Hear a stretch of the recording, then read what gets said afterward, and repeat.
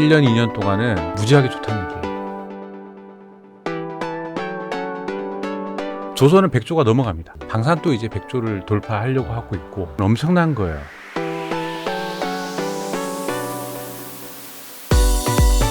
고정 댓글을 타고 오세요.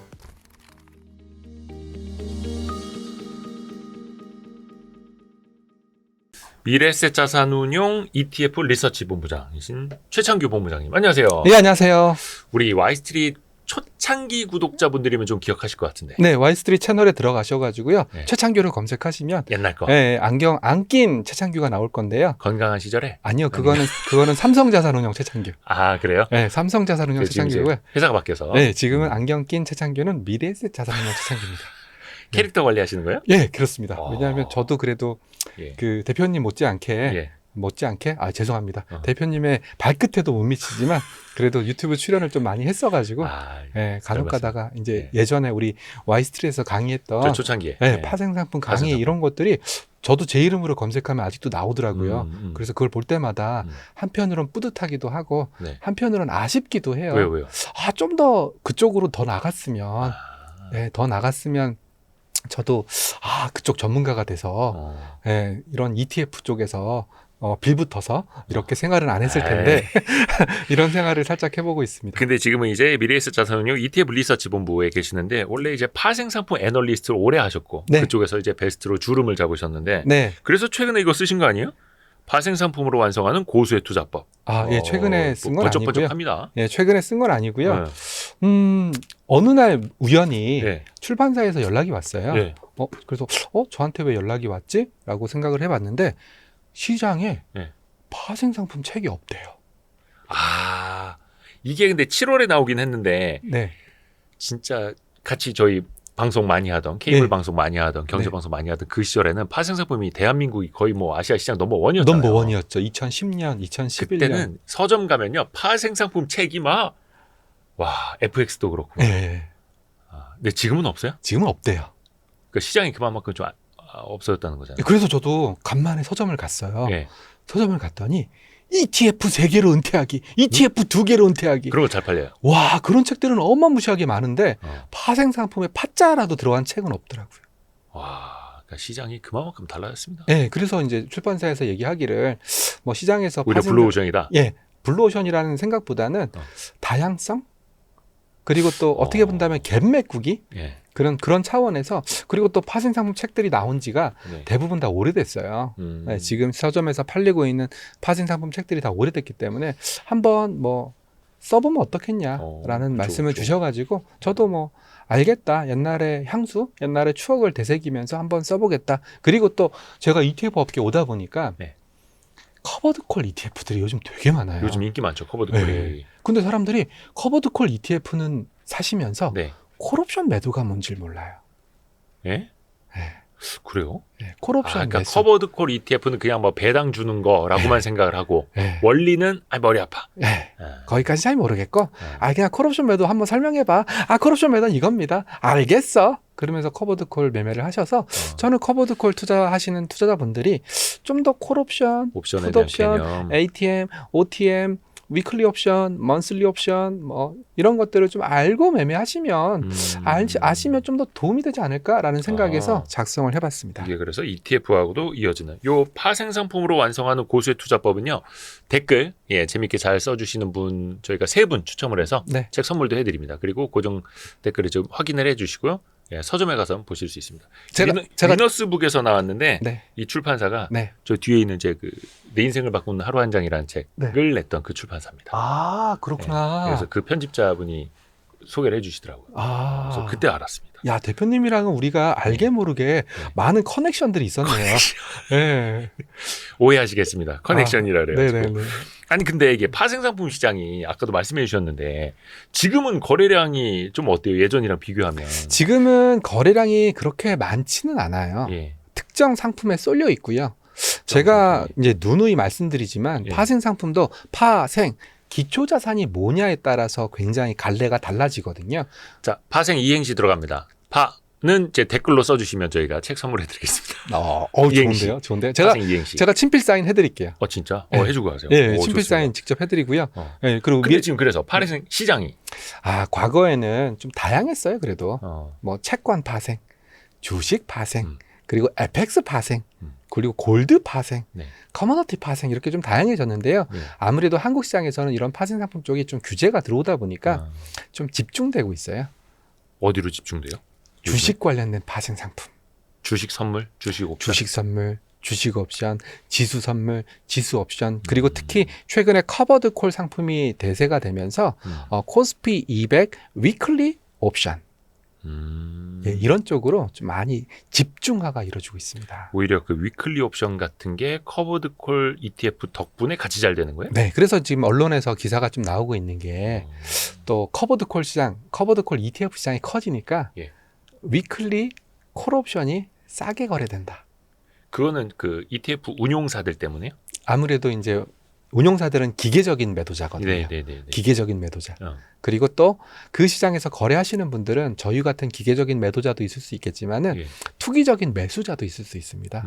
근데 이제 그 양 시장이 균형을 맞춰야 되거든요. 근데 균형이 어긋나고 있다. 커버드 콜 ETF가 잘 팔리니까 그 위클리 옵션을 매도해야 하는데 매도해야 할 사람들의 수요는 이만큼 있고 그 매도하는 걸 사줄 사람들은 수요는 좀 적게 있으니 싸게 살 수 있다. 그래요. 그런 불균형이 일어나고 있다라는 기사도 최근에 나올 정도로 어떻게 본다면 좀 안타까운 현실이죠. 왜냐하면 시장이 또 작아서. 안타까운 현실이죠. 왜냐하면 콜옵션이라는 것이 매도보다는 매수하려고 하는 사람들, 풋옵션도 매도보다는 매수하려고 하는 사람들이 어마무시하게 많거든요. 그래서 저희 같은 기계적인 매도자는 솔직하게 얘기해서 수급에 그렇게 큰 영향을 주지 못해요. 근데도 영향을 받는다라는 기사가 나올 정도면은 이 시장이 얼마나 많이 위축되었고 얼마나 많이 슬림화됐고 그리고 얼마나 많이 참여자들이 줄어들었는지를 단적으로 알 수 있는 기사 내용이죠. 그리고 이게 그 파생 상품으로 완성하는 고수의 투자법인데 저도 그런 표현을 많이 좀 썼거든요. 사랑하는 사람한테 주식 투자를 알려주고 미워하는 사람한테 파생 상품을 알려주고 증오하는 사람한테 지역 주택 조합을 소개하라고요. 야, 이러다가 또 증오까지는 아닙니다만. 주주택 조합원님들한테 댓글 달리는 거 아니에요? 아니요. 근데 그게 실패 사례가 많아요. 물론 잘 되는 사례도 있습니다만. 근데 이게 파생 상품은 정말 그러니까 주식은 고위험, 파생 상품은 초고위험, 혹은 초초초초고위험이잖아요. 이거를 권하기에는 참 그렇고. 저는 포트폴리오라고 얘기해요. 포트폴리오? 내가 주식만 하는 사람들도 있을 수 있겠지만 주식하는 사람, 채권하는 사람, 부동산 하는 사람 보통은 다 같이 하지 않습니까? 파생도 그런 그 포트폴리오 개념으로 접근하시면 말씀하신 내용에서 어느 정도 좀 비껴날 수 있다 이렇게 설명을 하고 있고요. 저는 그러면 파생 이거 되게 안 좋은 거 아니야? 이렇게 비유를 하시는 분들, 말씀하시는 분들한테 파생하다 쪽박 찼다는 사람이 있으니까 여행자 보험입니다. 여행자 보험입니다. 파생은 영원 나왔다. 여행자 보험인데 그러면 여행자 보험도 어느 나라를 여행하는지에 따라서 다르지 않습니까? 만약에 우리가 정말 안전한 미국을 갑니다. 미국이 안전한가요? 아니요. 안전하지 않은가요? 대한민국이 제일 안전하죠. 그러면 대한민국에서 여행을 합니다. 여행자 보험 가입하실래요? 우리가 생각하기엔 안 해도 될 것 같아요. 안 해도 되죠. 대한민국은. 근데 제가 아프리카를 갑니다. 해야죠. 아프리카를 갑니다. 여기서 아프리카라는 비유를 드렸지만 아프리카라는 것은 좀 변동성이 크고 그리고 또 변동성이 큰 만큼 아프리카 가면 또 적은 돈으로 또 황제 대접 받을 수 있지 않습니까? 그리고 또 어떤 아프리카 종족을 가면은 뭐 저와 같은 사람이 뭐 왕으로 대접을 받을 수도 있는 그런 것도 있겠지만 뭐 혹여나 우리가 전혀 모르는 지역을 간다면 뭐 식인종이 있을 수도 있는 거고 그러면은 여행자 보험을 굉장히 세게 들어야 되지 않습니까? 바로 파생은 그겁니다. 파생은 우리가 어느 지역을 여행을 갈지 그 여행 지역에 맞게끔 가입하는 여행자 보험입니다.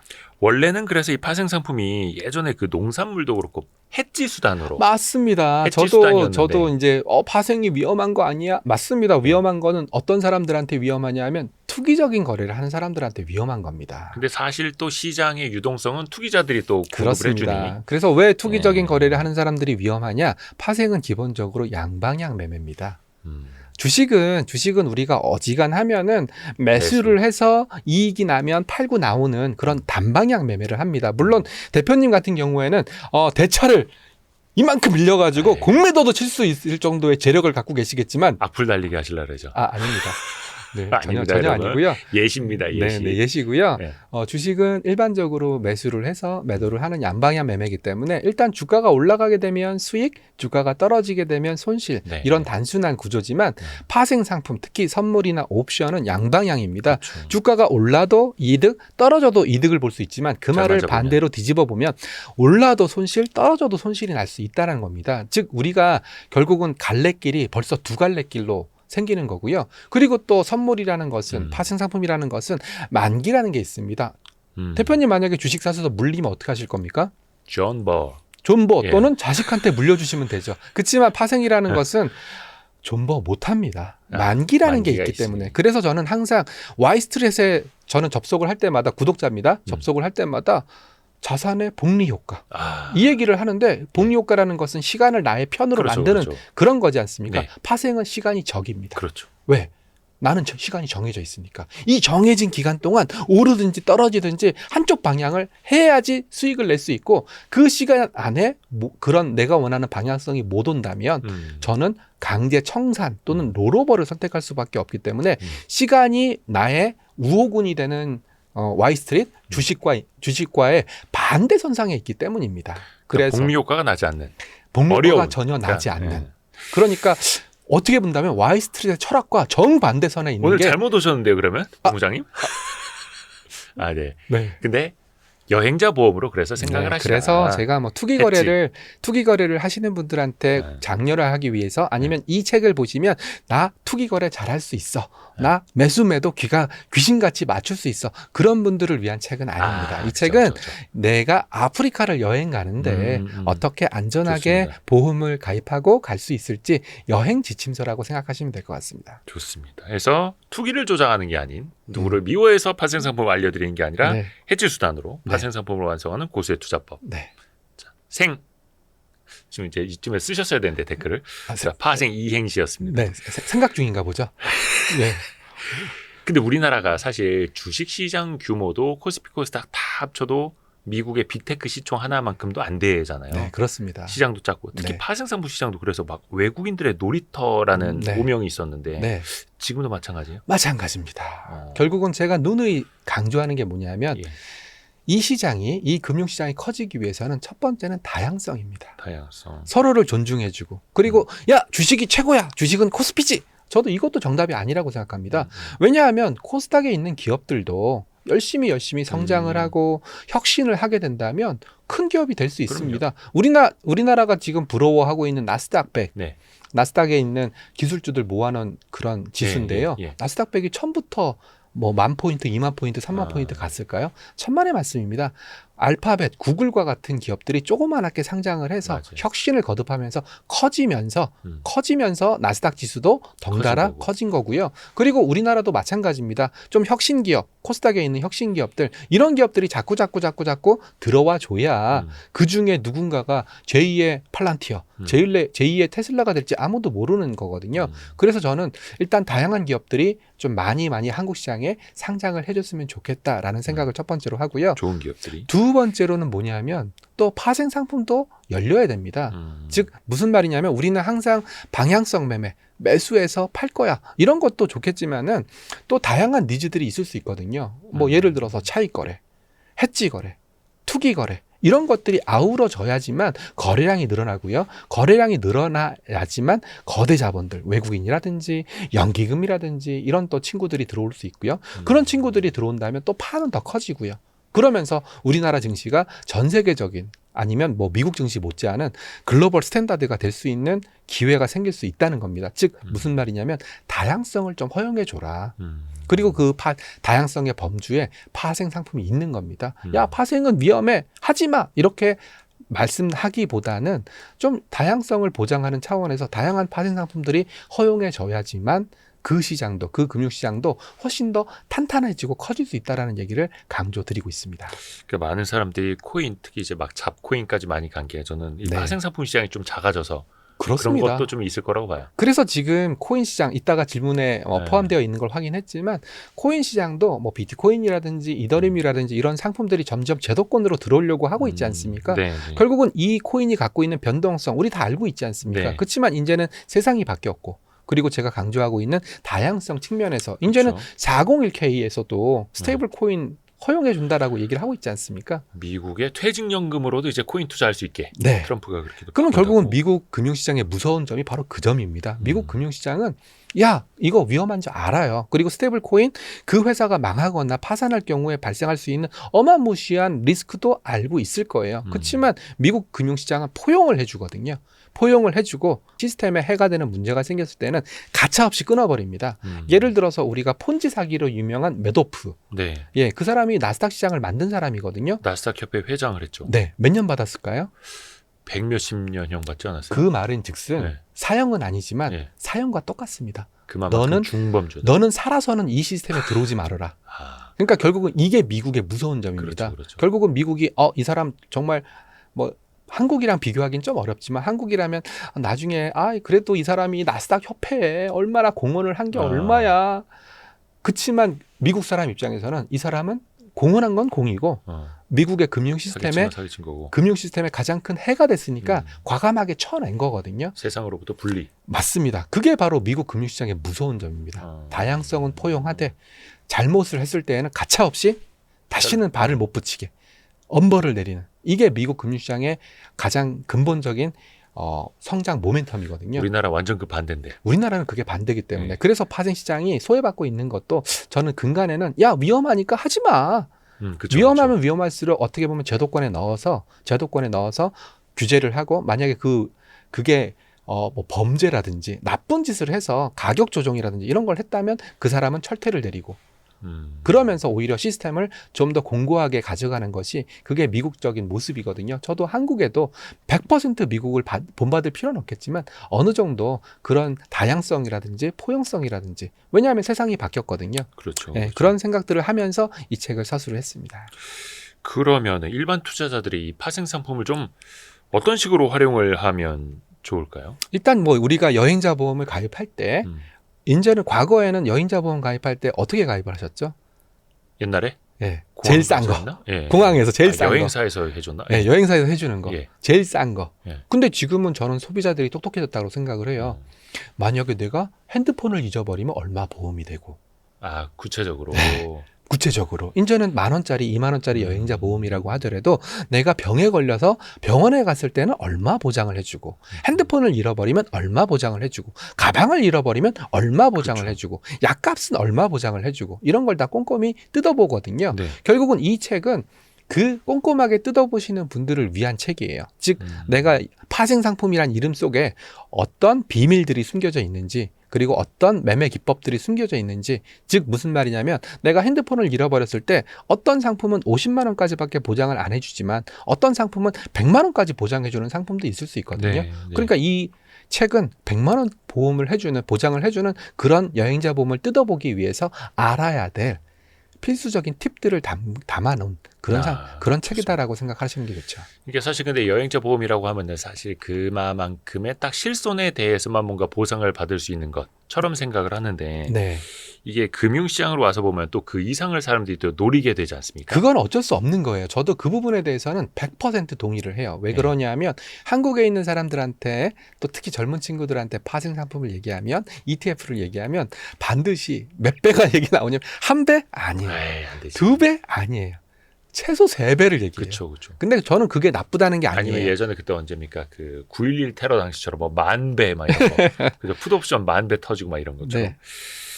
근데 그런 식으로 욕심을 부려서는 안 된다. 근데 저는 그것도 금융의 본질이에요. 왜냐하면 금융이라는 것이 위험을 회피하기 위한 수단으로서 금융이 존재했지만 적은 돈으로서 큰 돈을 벌기 위해서도 금융은 존재를 했었고 실제로 뭐 네덜란드 튤립 사건이라든지 이런 걸 본다면 그건 어쩔 수 없는 인간의 본질이에요. 그래서 네. 제가 드리는 말씀은 자꾸 그런 본질을 억누르려고 하고 하지 못하게 하고 막으려고 하고 그러다 보니까 결국 한국 파생이 이렇게 쭈그러들었고요. 오히려 그런 수요들은 해외로 나가버렸지 않습니까? 해외 선물 엄청 잘. 그렇죠. 저는 그걸 보면서 야 너무 아쉽다. 거기 수수료도 훨씬 비싼데. 수수료도 비싸고요. 네. 그리고 또 거기서 발생할 수 있는 정보의 비대칭성 이런 것들이 어마무시하거든요. 그래서 그런 것도 안타깝게 생각하면서 3배짜리는 그냥 설날 때 네. 설날 때 3배.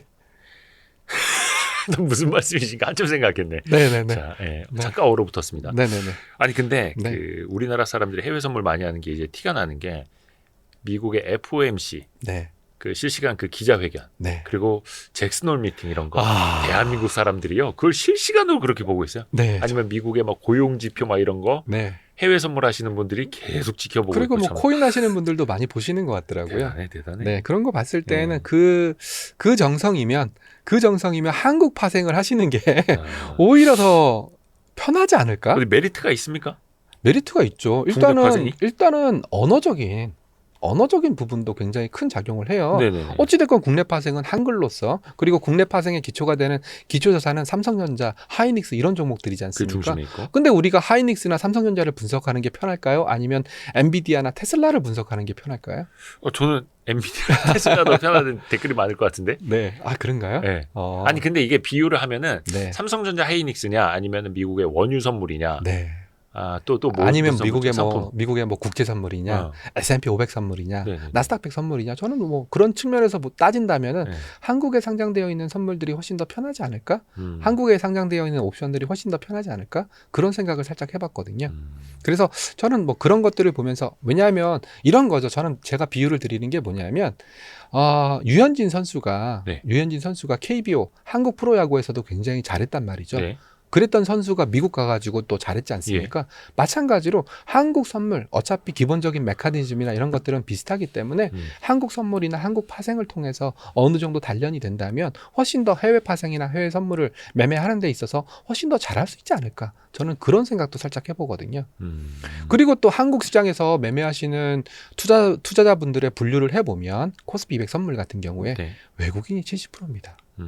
자, 어차피 그럼 시장. 외국인들은 한국에 대해서 그만큼 잘 알기 때문에 그렇게 많이 들어왔으며 그리고 뭐 손익은 제가 분석해 보진 못했지만 그들이 한국에 그만큼 매매를 많이 한다는 것은 그만큼 손익적인 측면에서도 플러스가 되기 때문에 많이 하는 거겠죠. 그리고 또 분명히 모르긴 모르지만 그 외국인들도 당연히 해지 목적으로 하는 외국인들도 있을 거예요. 네. 그리고 또 차익거래 목적으로 하는 외국인들도 있을 수 있고요. 최근에는 HFT라고 해서 High Frequency Trading, 즉 기계적인 매매, 알고리즘 매매를 굉장히 빠른 시간 내에 하는 외국인들도 굉장히 많이 들어온 걸로 알고 있어요. 그게 진짜 우리가 왜 알주식, 개별 주식도 그렇게 하고 네. 파생은 뭐 말할 것도 없고요. 네네네. 그러니까 아마 알주식과 개별 주식과 파생, 개별 주식과 ETF, ETF와 짝지어서. 파생 이런 식으로 시스템 매매를 많이 하실 거란 말이죠. 그러니까 저는 안타까운 게 바로 그 대목이에요. 한국에서 파생을 접하고 공부하고 노력했던 사람들은 나중에 되면 그런 알고리즘으로 가는 데 있어서 굉장히 편하실 거거든요. 왜냐하면 로직을 알고 있으니까. 아니 근데 이제 실제로 그 컴퓨터 프로그래밍 좀 하시는 분들도 자체적으로 뭔가 알고리즘을 짜서 매매하시고 네네네. 파생도 또 그렇게 하시는 분들 많더라고요. 네. 고빈도 매매를 이제 개인 차원에서 이제 할 수 있는 시대니까. 네네네. 그래서 이제 저는 기본기를 다지자는 측면에서도 이 책을 쓰게 된 거고요. 그 기본기가 해외 선물이 되면 해외 선물이라기보다는 또 한국 파생이면 어떨까라는 바람이 좀 있습니다. 예전에 이 책에도 있습니다만 참 네. 목포 세발낙지라든지 네네네. 압구정 미꾸라지, 그러니까 전설적인 파생상품 트레이더, 선물 옵션 네네네. 기가 막히게 잘하시던 분들, 네. 이분들이 나중에 뭐 선물 회사, 그러니까 네. 증권사 같은 금융사를 막 차리기도 했고 네. 엄청난 거부가 되신 네. 분들 있잖아요. 네네. 요즘에도 그런 분들은 있을까요? 멸종되셨습니다. 멸종 공룡처럼. 네. 왜냐하면 일단 그런 어패류 이름을 쓰시는 이유는 예. 유연하기 때문이거든요. 네, 제가- 유연해서 낙지처럼 미꾸라지처럼. 네, 유연하기 때문에 그 어패류 표현을 쓴 건데요. 지금은 그 유연함으로는 대체를 할 수 없는 시장이 돼버렸습니다.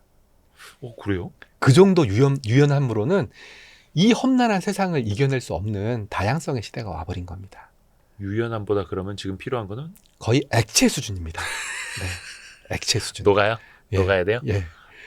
녹아들어야 됩니다. 옛날에는 어떤 의미요? 그러니까 녹아들어야 된다는 말의 의미가 어떤 의미냐면요. 지금은 세상은 정형화된 상품이 없습니다. 옛날에는 그래도 네. 파생이라고 해도 올라갈 거야, 떨어질 거야, 또 올라가더라도 얼마만큼 올라갈 거야, 얼마만큼 떨어질 거야. 이런 것들이 일단은 뭐 제도적인 부분도 있었습니다. 상한가, 하한가 얼마 전까지만 해도 15%였죠. 그렇기 때문에 충분히 예측 가능한 범주, 그런 범주 내에서 움직였고, 그리고 AI라든지 이런 것들이 없었기 때문에 사람들이 상식적인 수준에서 예상할 수 있는 수준에서 시장은 움직였다라고 생각을 합니다. 그렇지만 지금 시장은 미국장 보십시오. 어찌됐건 S&P 500 같은 경우에는 계속 올라가지 않습니까? 네. 나스닥 100도 계속 올라가지 않습니까? 또 최근에 상해 종합지수, 니케이 225, 일본 지수도 계속 올라가고 있거든요. 네. 근데 한국 지수 같은 경우에는 그렇다면 한국 지수 같은 경우에 따라 올라가는 게 정상이거든요. 근데 한국 지수는 오히려 3,200포인트에서 그렇죠. 박스권을 형성하고 있단 말입니다. 옛날로 따지면 옛날적인 상상, 옛날 사람의 생각에서는 있을 수 없는 일입니다. 왜냐하면 미국장이 가면 같이 가야 되는데. 같이 가고, 일본장이 가면 같이 가고, 중국장이 가면 같이 가고, 이런 어떻게 본다면 정형화된 모습이 옛날의 모습이었고, 그 모습에 길들인 사람들은 매사기라고 얘기하죠.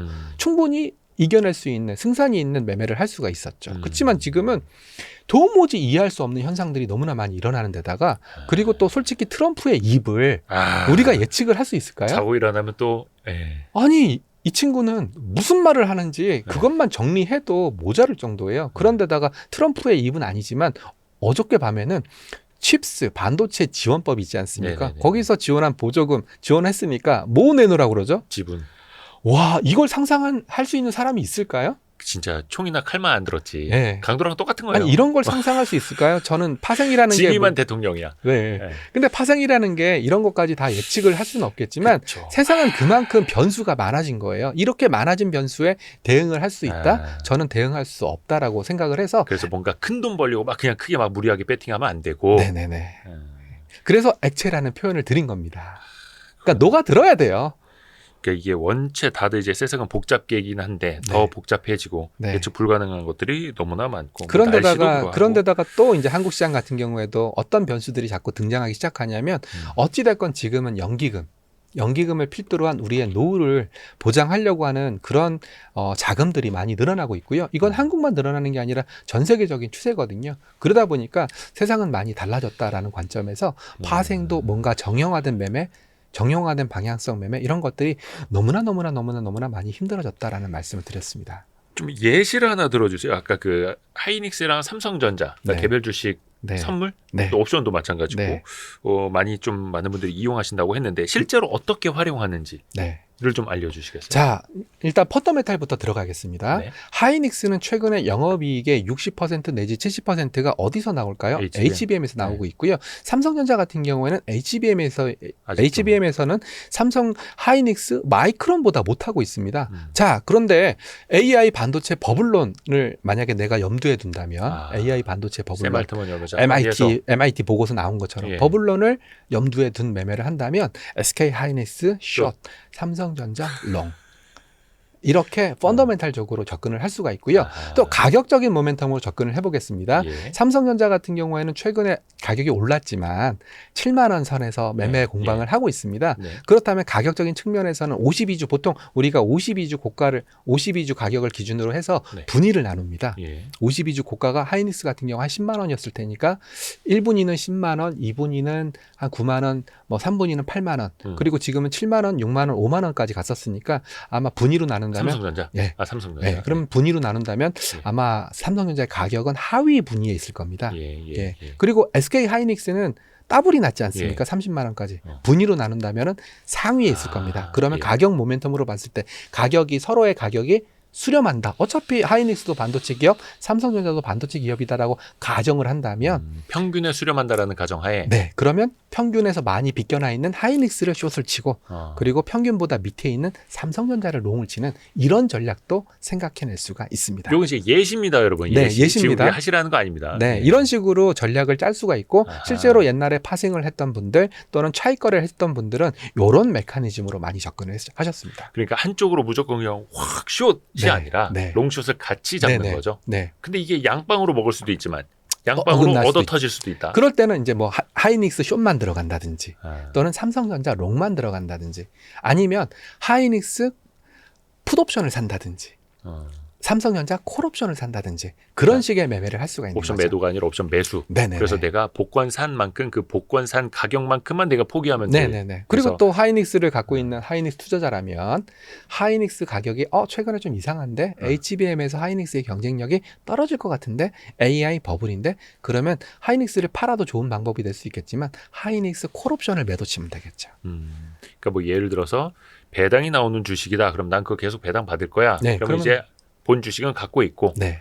옵션을 이제 콜 옵션을 매도하면서 네. 일정 부분 해지를 하고. 네네. 그러니까 이거는 이제 다 예시를 들어드린 거고. 네, 이런 식으로 이만큼 다양한 전략이 가능하다. 이 책을 보시면 이 정도의 전략은 저는 충분히 짜시지 않을까 그런 생각도 하고 있고요. 뭐 최근에 제가 뭐 유튜브 방송이나 이런 방송에 좀 많이 나와서 또 시황과 관련된 얘기를 하다 보니까 예시를 뭐 삼성전자 하이닉스 그렇게 예시를 든 거니까 제발 삼성전자 하이닉스에 대해서 저의 뷰를 얘기한 건 아니니까 아닙니다. 그거는 감안해 주시면 좋을 것 같습니다. 이 참고로 파생상품 투자하려면 요즘에도 그 한국거래소에서 그 금투협에 있는 사이트에서 의무 교육 이수하고 그리고 한국거래소에서 인증번호 받아야 MTS에서 입력을 해서 거래할 수 있죠. 네, 그리고 레버리지나 인버스 ETF와 같은 따로. 파생형 ETF도 마찬가지입니다. 교육을 받고 맞습니다. 그리고 나서 교육을 이수해야 매매를 할 수가 있는데 제가 드리고자 하는 말씀이 그러면 해외 파생은 해외 파생. 해외 3배짜리 ETF는 그건 없어야 되잖아요. 없습니다. 그러니까 이게 맹점이에요. 네. 우리나라가 뭐 규제하려면 제대로 하든가. 그것도 아니고 국내에 있는 건 어떻게 막 규제하고 이거 따로 거의 자격증까지는 아닙니다만 심사 자격을 보고 근데 해외 거는 마음대로 해도 되고 그러니까 다 이제 코인러들 하고 있고 그러니까 그게 제가 안타까운 거죠. 저는 이 교육이 나쁘다는 얘기는 아닙니다. 어느 정도의 교육은 필요합니다. 교육은 필요한데 왜 형평성에서 어긋나냐 이거죠. 제가 얼마 전에 그 놀랬던 것 중에 하나가 우리나라는 그 비트코인 비롯해서 코인류 ETF는 자본시장법상 안 되잖아요. 금지잖아요. 아직은 안 됩니다. 그렇죠. 그런데 비트코인 선물 ETF 해외 상장된 거는 국내 증권사 MTS 거래가 되더라고요. 그러니까 현물은 금지되어 있는데 선물은 그게 비트코인을 담는 게 아니라 얘네가 다른 거 뭐 국채를 담을 수도 있고 달러를 담아서 그냥 비트코인을 추종하는 거니까. 근데 그래서 가격 제가 추이를 봤거든요. 비트코인은 이렇게 올라가고 있잖아요. 그건 이렇게 돼 있어요. 선물이다 보니까 막 비용이 뭐 이게 1개월짜리인지 3개월짜리인지 모르겠습니다만 녹아내리는 거죠. 그 얘기도 좀 드려야 되는데요. 결국은 우리가 선물이 들어간 ETF들 굉장히 많습니다. 선물이 들어간 이유는 뭐냐면요. 그 상품의 가격을 복제하기 편해서 그렇습니다. 예를 들어서 복제하기라는 표현을 쓰니까 무슨 말인지 좀 혼동이 올 수도 있는데요. 바이오시밀러? 아닙니다. 그런 약을 복제하는 게 아니고 예를 들어서 어찌됐든 간에 가격만 복제해서 쫓아가면 된다. 근데 이제 복제하기 힘든 상품 예를 들어 콩이다. 콩 현물은 우리 눈에 보이잖아요. 두부에 들어가는. 그렇지만 이걸 상품으로 만들었을 때 콩 한 포대기가 기준가가 되는 건지 두 포대기가 기준가가 되는 건지 그리고 그 콩이라는 게 품종이 되게 다양하거든요. 그래서 콩이다라는 단어 속에는 세상의 모든 콩 뭐 강남콩도 있을 수 있고 완두콩도 있을 수 있고 그리고 한 포대가 정형화된 단위가 있을 수도 있고 아니면 한 포대는 너무 작으니까 컨테이너 한 박스가 이렇게 정형화시키기가 너무 어렵습니다. 그래서 콩 ETF를 만들 때 정형화된 콩을 정의 내리기가 너무나 어렵기 때문에 그럴 때 쓰는 게 콩 선물입니다. 콩 선물 대두. 그런 것들은 이미 어떤 품종의 어떤 양의 이런 것들이 다 정해져 있으니까 제가 처음에 서두에서 했던 것처럼 콩을 추종하는 ETF를 만들고 싶은데 어떤 콩을 쓸 건지 이런 고민이 필요 없는 거죠. 비트코인도 마찬가지입니다. 비트코인 선물을 먼저 허용해 줬던 게 거래소마다 가격이 다르거든요. 거래소마다 그렇죠. 거래소마다 가격이 다른. 그러니까 마치 콩으로 따지면 품종이 다른 것처럼 거래소마다 가격이 다른 거죠. 그리고 또 거래소마다 또 품질. 어떤 거래소는 가격이 뜨문뜨문 거래가 되면 가격이 퉁퉁퉁퉁 튈 수도 있는 거고. 그걸 뭉쳐서 하나의 규격화된 상품을 만든 것이 비트코인 선물이거든요. 그래서 선물을 쓰는 것은 규격화되지 않은 어떤 유형의 자산을 규격화할 때 쓸 가장 편한 게 선물이기 때문에 그래서 선물을 먼저 만들어 놓은 거고요. 그러면 선물을 만들어 놓으면 어떤 현상이 일어나냐면 선물은 항상 항상 선물 가격의 특성상 증거금, 즉 내가 100만 원어치 살 때 100만 원 다 받지 않습니다. 10분의 1만 있으면 되죠. 네, 10% 증거금이라고 불리는. 그럼 나머지 그 돈들은 어떻게 하냐면 은행에 넣어놓고 이자를 받습니다. 네. 그렇기 때문에 선물 가격은 현물 가격보다 본질적으로 높게 형성됩니다. 높게. 네. 이것을 베이시스라고 부르는데요. 그래서 컨텐거 상황이 정상적인 상황입니다. 그런 어떤 일이 발생하냐면 나는 그냥 콩 사고 싶어. 내가 언제 콩 선물 사고 싶다고 했어. 나는 콩 현물을 사고 싶었어. 그러면 그 사람의 눈높이는 콩 현물 가격에 맞춰져 있는데 내 상품은 콩 선물에 맞춰져 있다 보니까 훨씬 비싸. 요만큼 비싸게 사는 겁니다. 그렇죠. 이게 또 미래 가치도 반영이 이게 돼 있고. 누적이 되다 보니까 방금 대표님 말씀하신 것처럼 콩 선물과 콩 현물 간의 괴리가. 가격은 괴리가 일어날 수밖에 없고, 그리고 또 이게 만기가 있으니까 또 차근 얼물로 롤오버 하거든요. 롤오버 할 때 공짜일까요?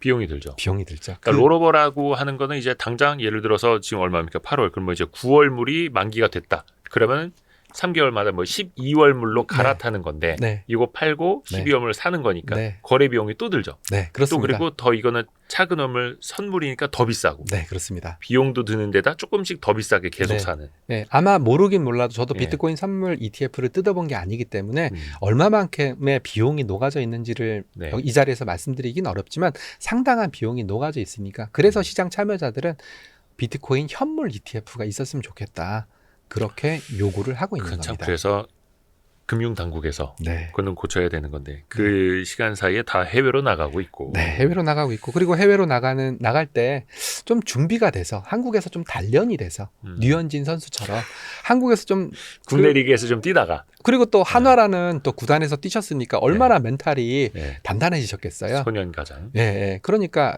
메이저리그 가서도 잘했던 것처럼 정말 내가 파생에 관심이 있고 그렇다면 해외 파생부터 뛰어들지 말고 이왕이면 한국 파생 상품들을 거래하면서 그러면서 좀 단련을 하고 또 방법을 익히고 매매 스킬을 좀 익힌 다음에 해외로 나간다면 더 잘할 수 있지 않을까라는 생각을 해봤습니다. 좋습니다. 네. 그러니까 파생 상품으로 완성하는 고수의 투자법. 이 책은 저희가 댓글 재밌게 써주시는 분 중에 3분 추첨해서 보내드리겠습니다. 네. 힌트는 이행시. 네, 파생 파생. 이행시. 네. 이거 생으로 재밌는 게 안 나올 것 같은데. 생생우동이 최고다.